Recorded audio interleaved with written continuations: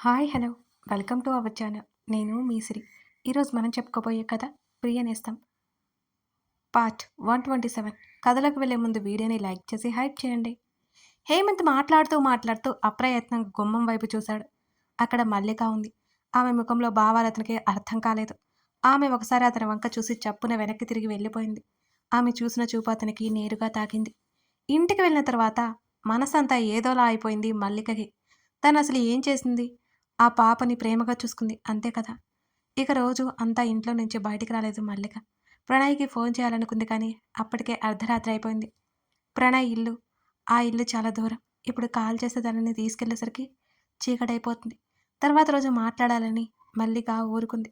ఆ రోజు సాయంత్రం గార్డెన్‌లో పువ్వులు కోసి, తర్వాత రోజు ప్రవర్తిక చేసే పూజకి ఇవ్వడం మల్లికకి అలవాటు. అలాగే ఆ రోజు కూడా పువ్వులు కోస్తుండగా ఆయా అక్కడికొచ్చింది. "మల్లికమ్మా" ఆయా పిలుపుకి ఏంటన్నట్టుగా చూసింది. "హనీ పాప భోజనం చేయట్లేదు కాస్త రామ్మా" ఆయా అడిగింది. "రోజు నేను రాలేను కదా ఆయా! ఎప్పుడు నేనుండనుగా, నువ్వే పెట్టేసేయ్" అని చెప్పి లోపలికి వెళ్ళిపోయింది మల్లిక. మల్లిక మాటలకి విస్తుబోయింది ఆయా. ఏమీ అర్థం కానట్టే అక్కడి నుంచి ఆమె వెళ్ళిపోయింది. "ఆంటీ ఎక్కడా?" అని అడుగుతుంటే అప్పుడే గదిలో నుంచి వచ్చిన హేమంత్‌కి కూతురలా అడుగుతుంటే అసలు నచ్చలేదు. ఆలోపే ఆయా చెప్పిన మాటకి అతను ఆశ్చర్యపోయాడు. "మల్లికమ్మ రానంది పాపా" అన్నది ఆయా. "ఎందుకు?" అని ఏడుపు మొహం పెట్టి అడిగింది. మల్లిక వస్తుందని ఆశగా ఉంది దానికి. "ఏమోనమ్మా, నేను పిలుస్తుంటే కోప్పడ్డట్టు మాట్లాడింది. ఒంట్లో బాలేదేమో" అన్నది ఆయా. హేమంత్‌కైతే విషయం అర్థమైంది. పర్లేదులే అనుకున్నాడతను. బాలేదంటే ఏంటి అని ఆరా తీసింది మల్లిక గురించి. ఆయాకి ఏం చెప్పాలో అర్థం కాలేదు. "హనీ ఇలా రా" అంటూ దగ్గరికి పిలిచాడు హేమంత్. "ఏంటి డాడీ" అని అడిగింది. "పక్కన వాళ్ళని ఇబ్బంది పెట్టకూడదు హనీ. మల్లిక ఆంటీ కొన్ని రోజుల్లో ఇక నుంచి వెళ్ళిపోతుంది. కాబట్టి నువ్వు ఎక్కువ ఇబ్బంది పెట్టకూడదు. అర్థమైందా?" హనీని మల్లిక నుంచి కాస్త పక్కకు తీసుకురావడానికి ప్రయత్నం అయితే చేస్తున్నాడు హేమంత్. కానీ హనీ మనసు దాన్ని మరో రకంగా అర్థం చేసుకుంది. మల్లిక వెళ్ళబోతుందని బెంగ కలిగింది హనీకి. "ఇవన్నీ ఏంటమ్మా?" వసుంధర మెడ చుట్టూ చేతులు వేసి ఉయ్యాల లోగుతూ అన్నది రక్ష. "ఇవన్నీ మీ రక్ష పెద్దమ్మవి. మీ మమ్మీ ఏమో నీకే ఇమ్మంది నచ్చాయా?" అన్నది వసుంధర. "బాప్రే! జ్యువెలరీనా?" అని ఆశ్చర్యంగా చెంపల మీద చేతులు పెట్టుకుంది రక్ష.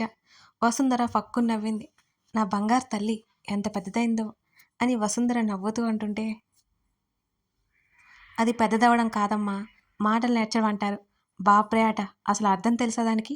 ఎక్కడైనా ఏమైనా వింటే వదిలిపెట్టదు" అన్నది ప్రవర్తిక కూతుర్నే చూస్తూ. "ఈ రోజుల్లో అలాగే ఉండాలే, నీకు తెలియదులే ప్రవి" అన్నది వసుంధర కూడా. "ఇట్స్ ట్రూ అమ్మమ్మ, మమ్మీకి ఏం తెలీదు" అని పెదవి విరిచింది. "అవునే, ఏంటిప్పుడు?" కోపంగా చూసింది ప్రవర్తిక. "డాడీ డాడీ అంటూ బయటికి పరుగు పెట్టింది. తన తల్లి కోపంగా ఉండేసరికి ఇద్దరూ నవ్వుకున్నారు. "ఇప్పుడు బాగా మాట్లాడుతోంది" అన్నది వసుంధర. "అవునమ్మా, అంతా ఆయన గారి ట్రైనింగే" అన్నది ప్రవర్తిక. "ఇవన్నీ తీసుకుని వెళ్ళు ప్రవి" అన్నది వసుంధర. "ఆయన చూస్తే ఎలా ఫీల్ అవుతారో అమ్మా" సందేహంగా చెప్పింది ప్రవర్తిక. "ఎంతో ఇష్టంగా తీసుకున్నారు ఇవన్నీ" వసుంధర కన్నీళ్ళు ఆపుకుంది. ఆమె బాధ చూడలేకపోయింది ప్రవర్తిక. "అమ్మా, ఇక్కడే రక్షకి పెట్టేద్దాం, ఫోటోషూట్ చేద్దాం, ఏమంటావ్?" అని అడగ్గా వసుంధర సంతోషంగా తల ఊపింది. ఆ రోజు సాయంత్రం స్కూల్ నుంచి రాగానే మల్లిక దగ్గరికి పరిగెత్తింది హని. స్కూల్ బ్యాగ్ హేమంత్ చేతిలోనే ఉంది. అతను పిలుస్తుంటేనే ఆమె వెళ్ళిపోయింది. అతను ఆ బ్యాగ్ అక్కడే పెట్టి అర్జున్ ఇంటి వైపుకు నడిచాడు. మల్లిక కోసం గార్డెన్‌తో మొత్తం వెతికి ఇంట్లోకి పరిగెత్తింది హని. హాల్లోనే ఉంది మల్లిక. ఒకవైపు టీవీ మోగుతున్నా సరే ఆమె ధ్యాసంతా ఏడో ఉంది. "ఆంటీ" అంటూ మెల్లి మల్లిక పక్కన ఎక్కి కూర్చుంది. ఒక్కసారిగా ఆశ్చర్యపోయింది మల్లిక. ఆమె ముఖంలో సంతోషం ఎంత వేగంగా వచ్చిందో అంతే వేగంగా పోయింది కూడా. "హనీ, నువ్వేంటి ఇలా వచ్చావు?" అంటూ లేచి నిలబడింది మల్లిక. హనీ కూడా కిందకి దిగి మల్లిక కాళ్ళను చుట్టేసింది ఎప్పట్లా. "ఐ మిస్ యూ ఆంటీ" అంటూ బెంగగా చెప్పింది హని. ఆ చిన్నారి మాటలకు మల్లిక హృదయం కరిగింది. బలవంతంగా గంభీరంగా మారిపోయింది మల్లిక. "హనీ, ఇంటికి వెళ్ళిపోమా." "ఎందుకు?" హనీకి ఏడుపొచ్చినంత పనైంది. "నేనిక్కడ ఉండట్లేదు." "ఉన్నావు కదా." "రేపే వెళ్ళిపోతాను." అంతకుముందే అక్కడికి వచ్చిన హేమంత్ ఆ మాటలన్నీ వింటున్నాడు. తండ్రి చెప్పిన మాట నిజమేనేమో. అయితే మల్లిక ఆంటీ వెళ్ళిపోతుందా ఇక నుంచి? "ఆంటీ వెళ్ళకు" అని హనీ ఏడుస్తుంటే, హనీ ఏంటి ఇలా? ఇలా ఏడవకూడదు తప్పు అన్నది మల్లిక. ప్రణయ్ దగ్గరికి మాత్రమే మల్లిక వెళ్ళబోతుందని చెప్పలేకపోయింది. హేమంత్‌కి తను హనీతో మాట్లాడడం ఇష్టం లేదని ఆమెకి స్పష్టంగా అర్థమైపోయింది. ఇంటికి వెళ్ళు హనీ. ఇలా రాకూడదు సరేనా? అంది మల్లిక.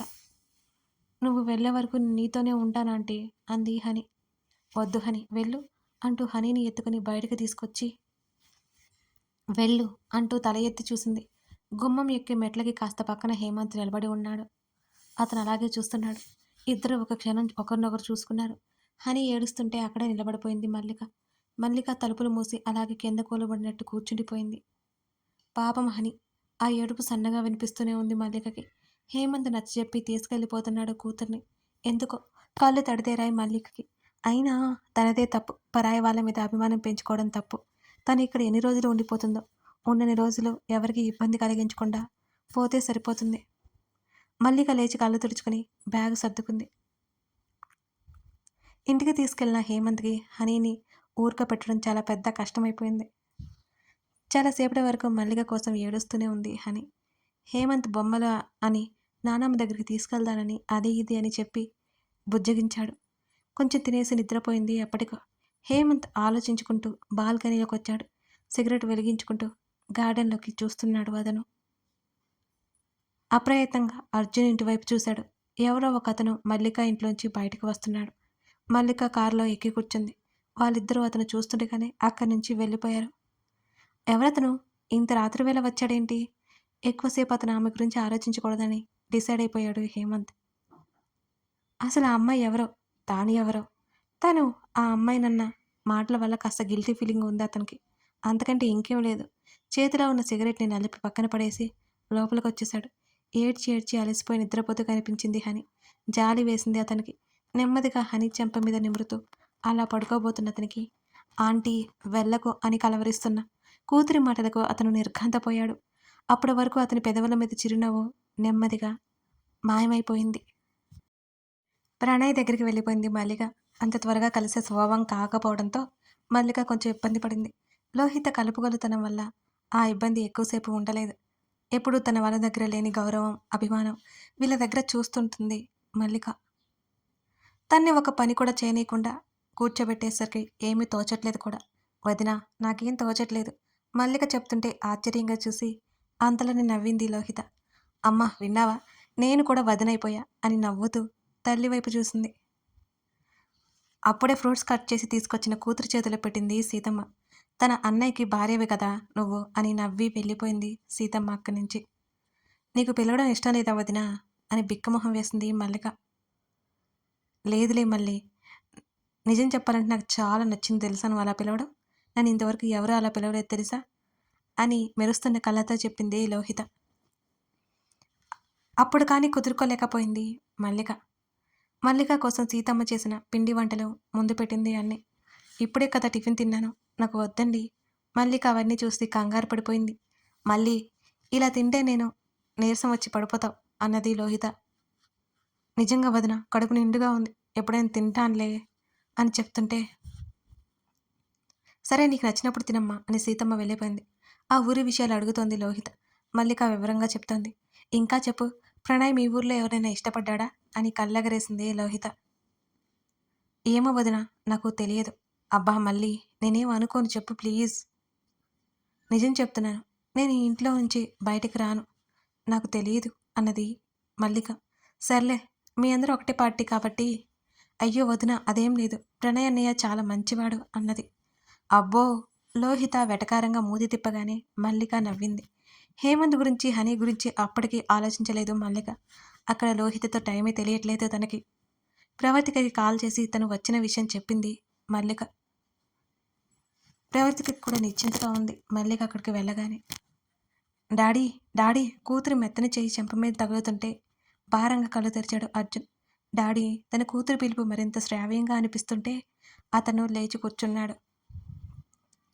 తన కళ్ళు ఎదురుగా ఉన్న తన కూతురి రూపం చూసి అతను సంభ్రమాశ్చర్యాలకు గురయ్యాడు. అదే సంభ్రమంతో చూస్తూ కనిరెప్పలు ఆర్పడం కూడా మర్చిపోయినట్టు ఉన్నాడు అతను.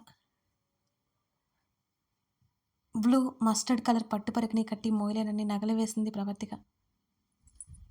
నుదుటిన పెద్ద బొట్టు, ముక్కకు తగిలించిన ముక్కెర, జడ వెనుక కొప్పు చుట్టి పువ్వులు పెట్టారు. డాడీ హౌ ఈజ్ ఇట్ అని అంటూ ముందరకొచ్చింది రక్ష.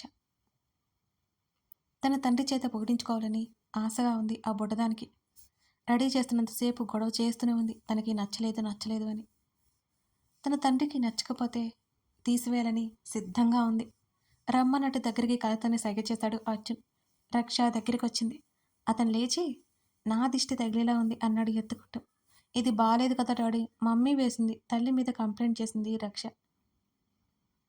అతని మాటలకు తన కూతురికి అర్థం కాలేదని గ్రహించి చాలా బ్యూటిఫుల్గా ఉన్నావురా, ఎంత అంటే స్కై అంతా అని అర్జున్ చెబుతుంటే ఆ బుజ్జిదాని కళ్ళల్లో మెరుపులు మెరిశాయి. ఇట్స్ ట్రూ డాడీ డౌట్గా తండ్రి వైపు చూస్తూ అడిగింది. ఎస్ మై డియర్ ప్రిన్సెస్ అంటూ కూతురి తల మీద ముద్దు పెట్టుకుని అలాగే హాల్లోకి వచ్చేశాడు. ప్రవర్తిక రక్ష కోసం ఏదో బౌల్ తీసుకొచ్చింది. అర్జున్ వైపు చూసి కళ్ళతోనే నవ్వింది. అతను చాలా బాగుందన్నట్టు తల ఊపుతూనే సమాధానం ఇచ్చాడు. ప్రవర్తిక నిన్నటి నుంచి ఫోటోగ్రాఫర్ని పిలిపించి ఫోటోషూట్ చేయించాలని గొడవ చేస్తుంది. ఇలా అని అతను అసలు అనుకోలేదు. మామూలుగా ఏవో అనుకున్నాడు. రావే టిఫిన్ పెడతాను అంటూ ప్రవర్తిక హడావిడి చేసింది. నేను పెడతాను ఇవ్వు అని అర్జున్ అన్నాడు. మీరు వెళ్ళి ఫ్రెష్ అయ్యారండి, నేను పెట్టేస్తానులే. ఆమె చెప్తుంటే మీ ఇద్దరు వెళ్ళిరండి, నేను చూసుకుంటాను అంటూ బౌల్ తీసుకుని రక్షణ కూడా తీసుకుని హాల్లోకి వెళ్ళింది వసుంధర. ప్రవర్తిక నవ్వుతూ అతనితో పాటు గదిలోకి వచ్చింది. మీరు మ్యాచింగ్ షర్ట్ వేసుకోండి అంటూ పురమాయించింది ప్రవర్తిక. ఆమె వెళ్ళిపోతుంటే ఆమె రెక్క పట్టి ఆపాడు. ఏంటన్నట్టుగా అతని వైపు తలెత్తిపి చూసింది ఆమె. నేనెందుకు అని అడిగాడు అర్జున్. ఎందుకంటే ఫ్యామిలీ పిక్ కోసం అని ఆమె నవ్వింది. నాకు ఇంట్రెస్ట్ లేదు, మీరు కానివ్వండి అని అన్నాడు అర్జున్. ఆమె పూర్తిగా అతని వైపుకు తిరిగి కుదరదు అని అంది. అది కాదు, ఇప్పుడు నేను వినను, వెళ్ళండి వెళ్ళండి, ఫోటోగ్రాఫర్ ఎర్లీగా వస్తాడు అని ఆమె నవ్వింది. తప్పదా అతను అడుగుతుంటే తప్పదు అంది. సరే ఏం చేస్తా నీకోసం. చా నిజం చెప్పండి. నిజంగానే నిజం అన్నాడు. మీ కూతురు కోసమే కదా, మళ్ళీ నా కోసం అన్నట్టు ఎందుకు ఈ మాటలు అని మూతి తిప్పి బయలుదేరండి అంటూ తొందర చేసింది. అతను నవ్వుకుంటూ అక్కడి నుంచి వెళ్ళిపోయాడు. వెనుక డోరీస్ కట్టుకుంటూ ఎలా ఉన్నాను అని అడిగింది ప్రవర్తిక. వెయిట్ చేయి చెప్తాను అతను చొక్కా తగిలించుకుంటూ అన్నాడు. అక్కడి నుంచి చెప్పొచ్చు కదా అని అడిగింది. అంటూ అతను దగ్గరికి వచ్చాడు కాసేపటికి. ఆమె భుజాలు పట్టుకుని వెనక్కి తిప్పి ఆమెను వెనక నుంచి సున్నితంగా అతను హత్తుకున్నాడు. అతని ఎడమ చెయ్యి ఆమె నడుముని చుట్టేస్తే అతని కుడి చెయ్యి ఆమె మెడ చుట్టూ చేరింది. ఆమె జడ నుంచి పువ్వుల పరిమళాలు సువాసనను గాఢంగా పీల్చి మైమరుపుగా ఎంత బాగున్నావో ఎలా చెప్పాలో తెలియట్లేదు అన్నాడు అతను. అతని బలమైన చెయ్యి ఆమె సున్నితమైన నడుం మీద నొక్కుకుపోతుంటే ఆమె కనులు అరమోడ్పులయ్యా. ఆమె మైమరుపుగా అతనికి మరి కాస్త దగ్గరైంది. మమ్మీ రక్ష బయట నుంచి అరుస్తోంది. ప్రవర్తిక దూరం జరక్క అతను ఆమెను తన వైపుకు లాక్కొని ఆమె పాపిట్లో ఆర్తిగా ముద్దు పెట్టుకున్నాడు. ఆమె చిరునవ్వుతో తల ఎత్తి చూసింది. పద అతను చెప్తుంటే అతను పెట్టుకోగా మిగిలిపోయిన చొక్కా బొత్తం మరొకటి సరిచేసింది ప్రవర్తిక. ఇద్దరూ అక్కడి నుంచి బయటకొచ్చారు. ఫోటోషూట్ అయిపోయేసరికి ఆమెకి నీరసం వచ్చింది. బుజ్జి రక్షకైతే ఆ డ్రెస్ మార్చి భోజనం పెట్టాక వసుంధర దిష్టి తీసింది. మరో 2 రోజులు అక్కడే ఉండి తిరగడమే సరిపోయింది వాళ్ళకి. డాడీ ఆంటీ ఇక రాదా అని దిగులుగా అడుగుతుంటే హేమంత్కి ఏం చెప్పాలో కాసేపు అర్థం కాలేదు. 2 రోజుల నుంచి తన కూతురు ఇలా దిగులుగానే కనిపిస్తోంది అతనికి కూడా. అసలు ఆ అమ్మాయి దగ్గర ఏముందని తన కూతురు అంతగా అభిమానిస్తుంది, అంత అభిమానం పెంచుకుందో అతనికి అర్థం కావడం లేదు. తెలీదు హనీ, నువ్వు పట్టించుకోకు, ఎగ్జిబిషన్కి వెళ్దామా, నన్ను లాస్ట్ టైం నుంచి అడిగావు కదా అని హేమంత్ అడిగాడు. నాట్ ఇంట్రెస్టెడ్ డాడీ అని చెప్పి గదిలోకి వెళ్ళిపోయి బెడ్ మీద వాలిపోయింది హనీ. కనీసం అల్లరి చేయాలనే ఆలోచన కూడా లేనట్టు మిన్నుకుండిపోయిన కూతుర్ని చూస్తుంటే అతనికి భయం వేసింది. అలాగే వదిలేస్తే ఇంకా ఎలా తయారవుతుందో అని భయం వేసింది. హనీ మూవీకి వెళ్దాం పదా. మాట్లాడకుండా కళ్ళు మూసుకొని నిద్రపోయింది. తండ్రి పిలుస్తుంటేనే అవన్నీ చూస్తూనే ఉన్న ఆయ మౌనంగా ఉంది. ఆమెకేదో అనుమానంగా ఉంది. హేమంత్ తన కూతురికి మల్లికతో స్నేహం చేయడం కరెక్ట్ కాదని ఆలోచించడం మల్లిక పుల్లవిరుపుగా మాట్లాడడం కొంపతీసి హేమంత్ బాబు మాటలు ఆమె విన్నదా? ఆ ఆలోచన రాగానే ఆయా ఉలిక్కిపడింది. మల్లిక హనీని ఎంత ప్రేమగా చూసుకుంటుందో. హేమంత్ బాబు అనవసరంగా నోరు జారారని ఆయా అనుకుంది. కథ కొనసాగుతోంది. ఎప్పుడూ చెప్పే మాటే, మీ సపోర్ట్ నాకు ఎంతో ఎంతో అవసరం. కామెంట్ చేసి, లైక్ చేసి, సబ్స్క్రైబ్ చేసుకోండి. Thank you.